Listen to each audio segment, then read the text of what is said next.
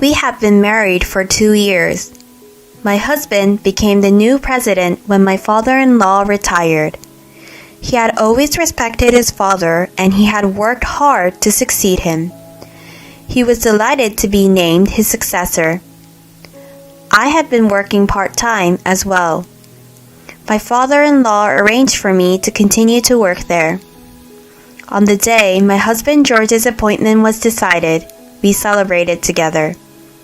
We promised to do our best together from now on. 1 year after he became president, I became George's secretary and accountant. I would support George as he worked hard every day. I decided to do so, and although the dual role was tough, I worked hard to make sure everything was in order. George became more and more arrogant about his position as president. The gentle character he once had was now nowhere to be found. His work was now centered on entertaining guests and playing golf. I would do the paperwork for him and he would just stamp it. When the guests come to our office, he handles it only if it fits him, otherwise I would handle it. Sometimes he would lie and say he wasn't available. He would lie about his absence and have the executive director or managing director take care of the work for him. He became arrogant in his personal life as well. He would only come home 2 days out of the week. He says he was on a business trip or was entertaining the company's guests, but he couldn't prove it from the receipts I got. The suspicions only grew. George, who had a reputation as such a loving husband, no longer smiled at me, but gave me condescending looks and cold stares. The employees began to express their dissatisfaction with George's self-serving attitude. The leadership of the company would collapse if things continued as they were. The company that my father-in-law had built up to this point, and with such trust, I don't want to destroy it by creating such an atmosphere of tension. But I think it's only natural to be dissatisfied with George. I hope it's at least a comfort to the colleagues, and I told them, I'm sure he's just acting high and mighty right now, but he'll be back to the serious president he used to be. Yes, it must be just for now. Then one day, I came home to find the door unlocked and a pair of shoes belonging to a woman I didn't know. I was almost overcome with fear, but I decided to open the door to the living room. Are you George's wife by any chance? I borrowed his key and entered the house without permission. I just came to get a change of clothes for George. A young woman was there. She was rummaging around in the travel bag, putting George's clothes in there. I grabbed the woman's arm as she was leaving, pretending as if nothing had happened, and questioned her. Where are you going with my husband's clothes? And why do you have the house key? 2 questions burst out of my bewildered head, and I must ask what kind of relationship they are. My heart starts pounding, and I found it hard to breathe. The woman shakes off my hand and... It hurts! George says I'm better than you. I'm young, have still a bright future, and beautiful. He hardly ever comes home right now, does he? He's not coming home. He is in my house, you know. You're an incompetent old woman. You should stay miserably at home and wait for your husband who doesn't come home. And you should eat your dinner alone. A woman like that who laughs through her nose and seems to enjoy... this person is George's adulterous partner, and he's cursing me like that behind my back? To be honest, he doesn't have a good taste. From the way she is dressed, her makeup, and the time of day I wonder if she is a hostess. I don't mean to disparage anyone who works at night entertainment, but from her attitude and the way she talks, because I can see that she is not well educated. If she works at night, she is not cut out for it. People who work hard in that world have class. Above all, they have common sense. And yet, what the hell? The woman in front of me? Isn't she an insane person whose only strength is her youth? I felt anger and sadness running through me in an instant. I was no longer sad. Rather, I was calmly dismayed at how stupid he was. The woman was gone before I knew it. She told me I wasn't even young, but George was 35 and I was 25.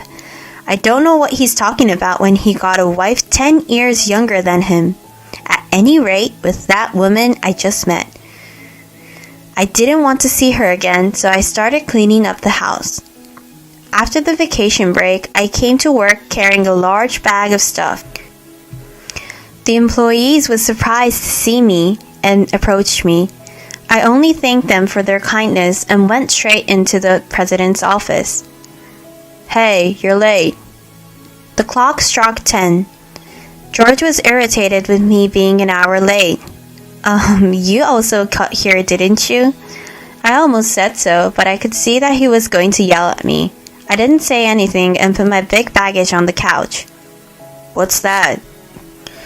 "Your luggage was in the house. I sent the big stuff to your parents' house, and I figured if you weren't coming back, I should act like that.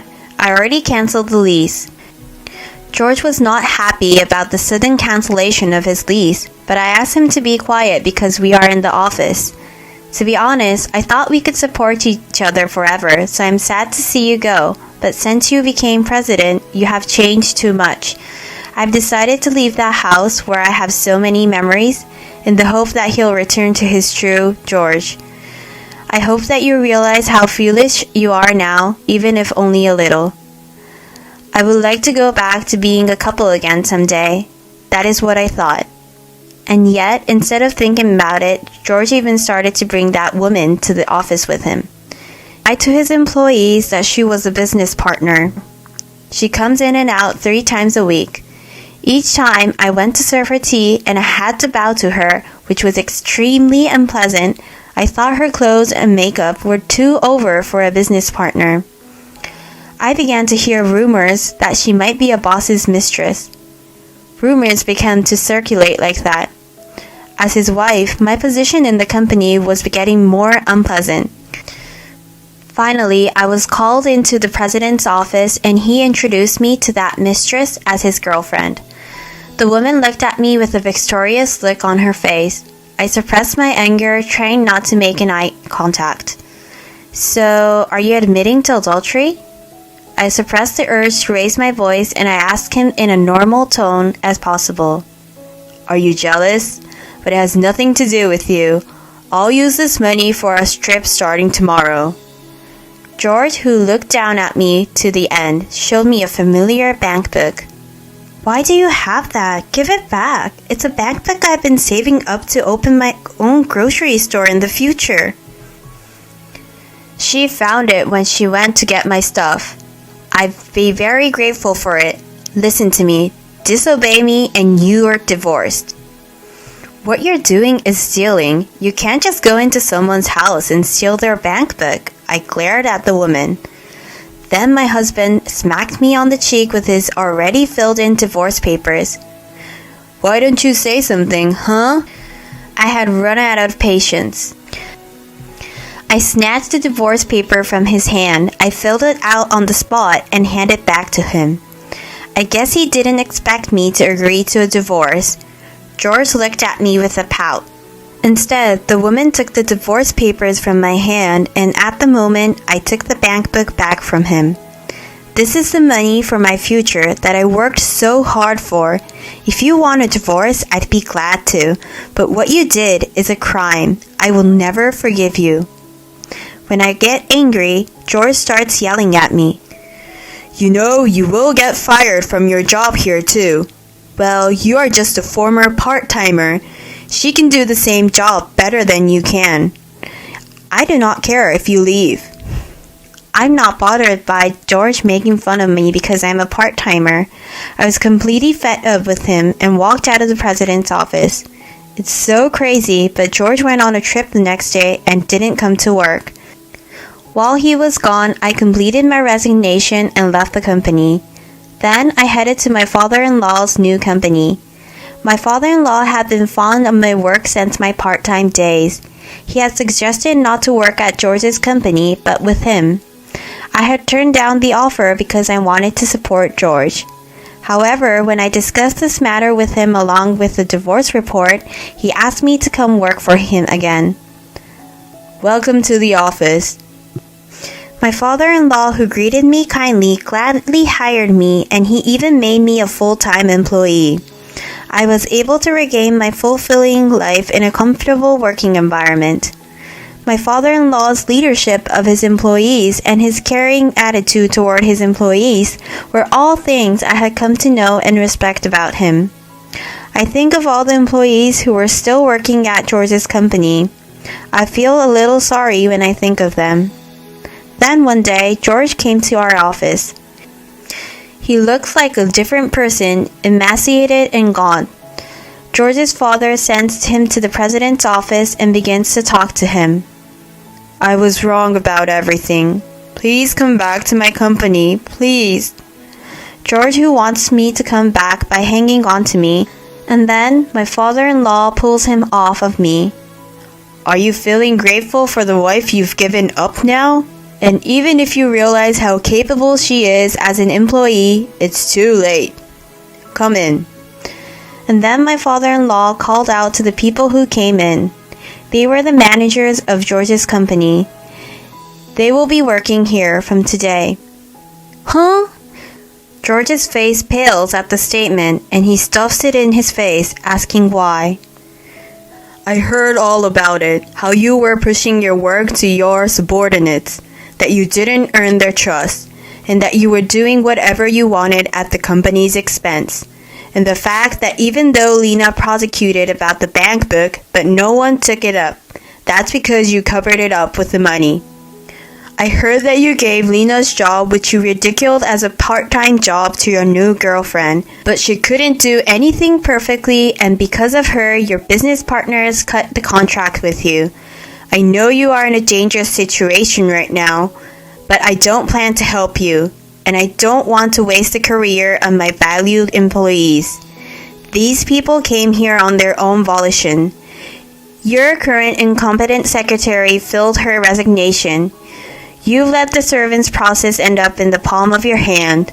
There's nothing you can do about it. You should be ashamed of the stupidity of your past actions. He must have thought that his father would help him. George standing there in the middle of the unexpected turn of events. I feel sorry for him, but as my father-in-law said, he deserved it, so it can't be helped. Mr. President, thank you for your help in the short time I was with you. They are the people who had climbed to management positions. No matter how useless the top management is, they treat him with courtesy until the end. Seeing such former subordinates, George, who is reluctant to leave, will he reflect himself this time? A few months later, George's company went bankrupt. George has no place to go, and the woman he was with at the time has left him. He is now living a part-time life. With the help of his father-in-law, I succeeded in suing that woman again for theft. After that, I was able to get the money from her, who identified herself as Brown. I was able to receive it without incident. She is now looking for a new partner to take advantage of again, and she was sued by other women too. So she intends to have a partner pay her, but she has no one to pay them. She was fired from the hostess club where she worked. She was so desperate for money that she went into theft, and she was successfully arrested. She is now living her second life behind bars. And what happened to me since then? Lena, I have a new business venture, a revolving grocery store. I'd like to put you in charge of it. Do you want to try it? Yes, I would like to. Please let me try. 3 months ago, I transferred to a new business, a company of my father-in-law. It is a new business venture, and I was given the responsibility to manage the first store. That will be a general merchandise store that aims to expand nationwide. A dream that unexpectedly came true. From opening the store to attracting customers, it wasn't easy. But I'm grateful to my friends who supported me and to my father-in-law who expects a lot from me. Above all, I was able to do my best for what I love. Welcome to the store. I'm now able to stand proudly in front of the store as a store manager. I can do what I always wanted to do. My dream of owning a store has come true. I am now running through my days intending to expand nationwide. I can say that I am a happy person now. Make my future brighter. I will continue to face any difficulties that may come my way.